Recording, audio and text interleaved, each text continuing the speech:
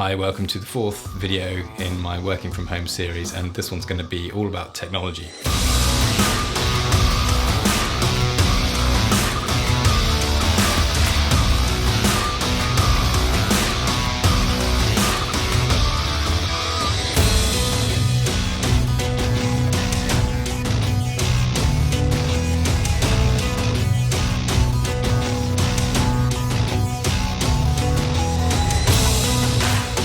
So when I was a young freelance web designer, one of my first clients was a successful designer in America, and he showed me his office on Skype, and I was kind of awed by it at the time. He had screens on arms and the latest Mac kit and all of this.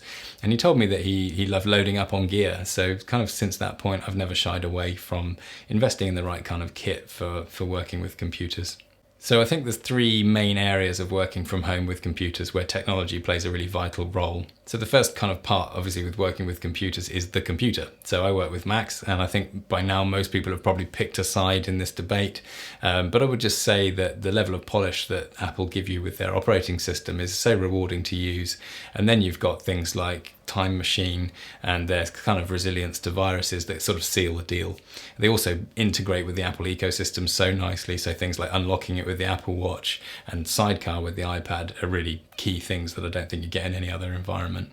So you'll notice I'm also using a kind of old school style mechanical keyboard, and if you work with computers and you haven't gone back to sort of a mechanical keyboard, I'd definitely give that a thought. The Apple keyboards are nice and the laptop keyboards are nice, but this keyboard can switch between the iPad and the Mac instantly. It stores both Bluetooth profiles and you can toggle between them. So the ability to have a wireless keyboard that works on two completely different systems, you know, my muscle memory knows this keyboard now inside out, including all the shortcuts, and I've got arrow key shortcuts mapped and everything. So to be able to just migrate that between iOS and macOS using the same keyboard is really fantastic. And the other thing about this mechanical keyboard is obviously that the keys go a long way down, so you get this longer key travel, and that's really rewarding to use. You know which keys your fingers are on. It feels, you know, much more tactile experience.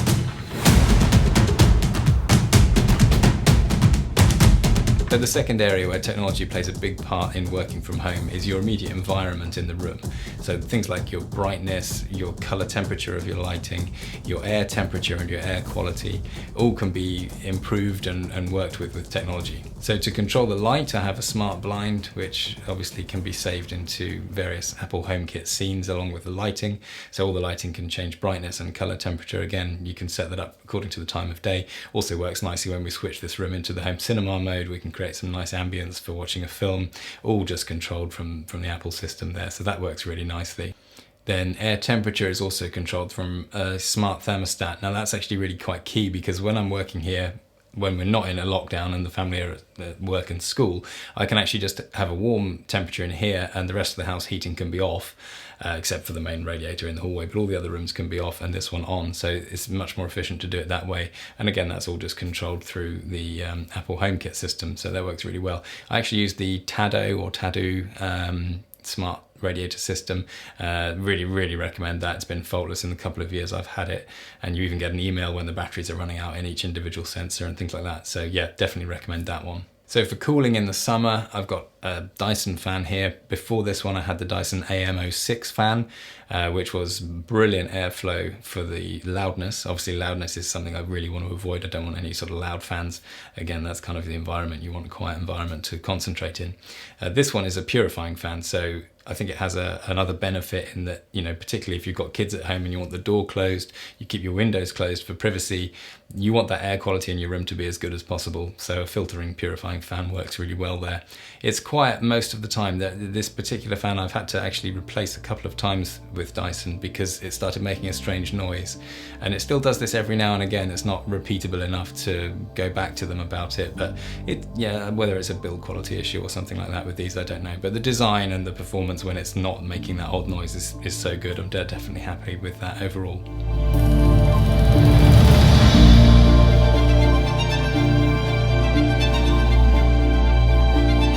So the third area where technology plays an important role when working from home is the kind of furniture that you use to interact with the room. So I'm going to include my big screen in this as well, but it's mainly the sit-stand desk and the wobbly chair and the speakers as well. So let's first look at the OLED TV that I'm using as a computer display.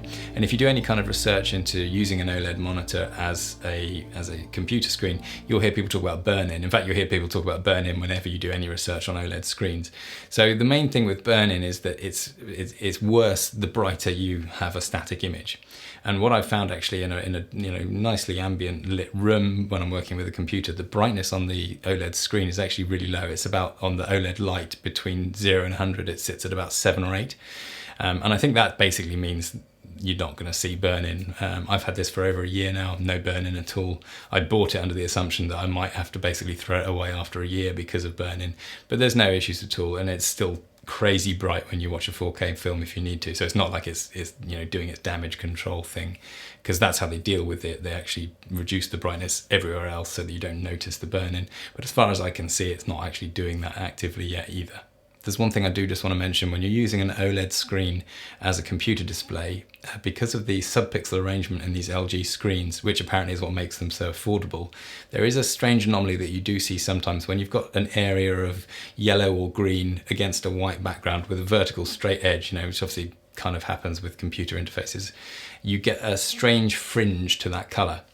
It actually really bugged me when I first got it, and I thought it's a major drawback to the approach, but actually since I've kind of used it, I don't notice it anymore. My brain ignores it. So I'm not too concerned by that anymore at all.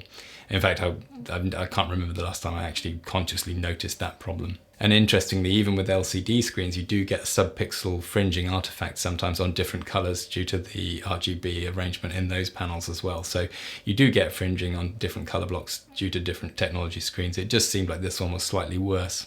Okay, so we're going to look at the sit-stand desk, which I got from Ikea. Cost around £400, which is obviously a lot, but it comes with a 10-year warranty.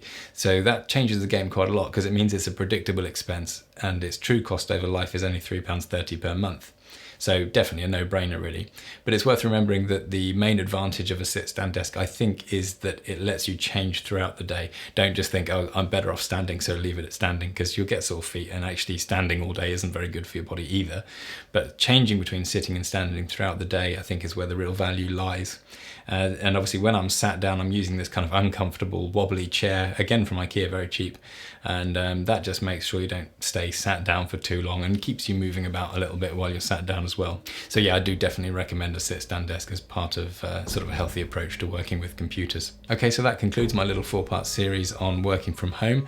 Hopefully some of my ideas haven't been too crazy and have given you something to think about, and you might end up with a more productive home working environment.